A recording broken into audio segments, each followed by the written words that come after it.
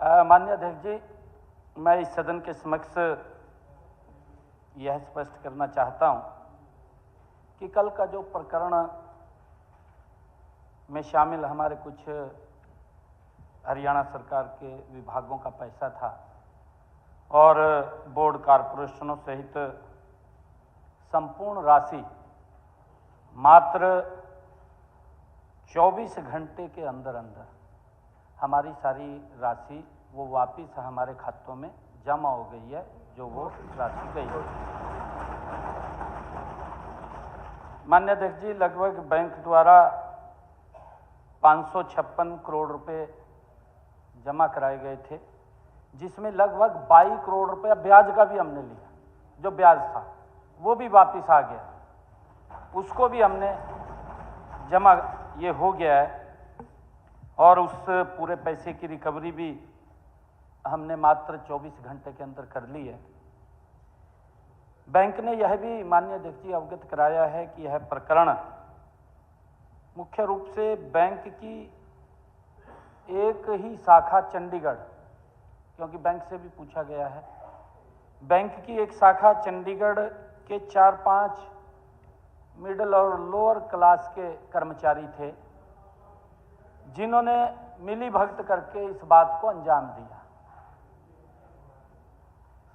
सरकार बैंक के साथ मिलकर के माननीय अध्यक्ष जी यह सुनिश्चित करेगी कि इस प्रकरण में शामिल रहने वाले बैंक कर्मी या कोई निजी व्यक्ति या कोई सरकारी कर्मचारी भी है। मैंने कल भी कहा था माननीय अध्यक्ष जी, इसी सदन के अंदर मैंने कहा था कि अगर कोई सरकारी अधिकारी भी होगा या कर्मचारी होगा, उसके खिलाफ सख्त कार्रवाई करेंगे। मैं आज उस बात को रिपीट कर रहा हूं। इस मामले में संलिप्त किसी भी व्यक्ति को कोई बख्शने का सवाल नहीं है माननीय अध्यक्ष जी, क्योंकि आज देश के अंदर नरेंद्र मोदी जी जैसा मजबूत चौकीदार यही तो सुरक्षा कर रहा है। भी सरकार के पैसे की तरफ कोई देख भी ना सके, कोई झांक भी ना सके। ये हरियाणा प्रदेश के 2 करोड़ 80 लाख लोगों की मेहनत का पैसा है, उनके वेलफेयर पे खर्च होगा, उसकी तरफ कोई गलत आंख से कैसे देख सकता है? उसके खिलाफ सख्त कार्रवाई हमारी सरकार करेगी। मैंने कल ही कहा था माननीय अध्यक्ष जी। इसके अलावा सदन की जानकारी में मैं यह भी लाना चाहता हूं कि हमने वित्त सचिव के अध्यक्षता में एक हाई लेवल कमेटी भी बनाई। मैंने कल घोषणा की थी माननीय अध्यक्ष जी, प्रेस के अंदर घोषणा की थी मैंने कहा था कि हम एक हाई लेवल कमेटी बनाएंगे जो न केवल इस प्रकरण में शामिल अधिकारियों कर्मचारियों की जवाबदेही तय करेगी, बल्कि ऐसे सुझाव भी ये कमेटी देगी जिससे भविष्य में इस प्रकार की स्थिति न बन सके जो स्थिति आज बनी है।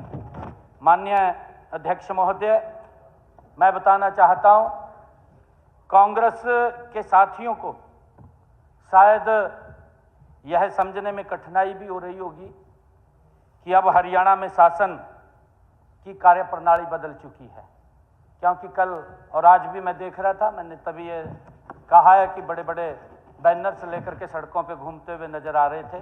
भी बड़ा घोटाला हो गया, बहुत ज़्यादा भ्रष्टाचार हो गया। परंतु माननीय अध्यक्ष जी, ये नरेंद्र मोदी जी के नेतृत्व में ये डबल इंजन की सरकार जो एक एक पाई का हिसाब भी रखती है, उसके ऊपर ध्यान भी रखती है कि कोई उसको गलत खर्च ना करे।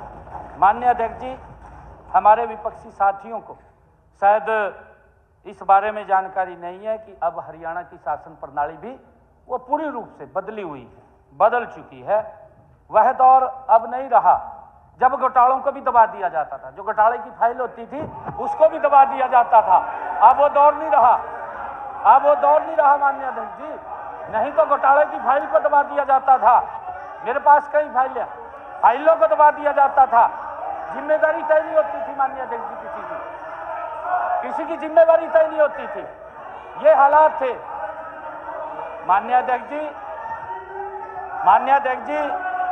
नरेंद्र मोदी जी के कुशल नेतृत्व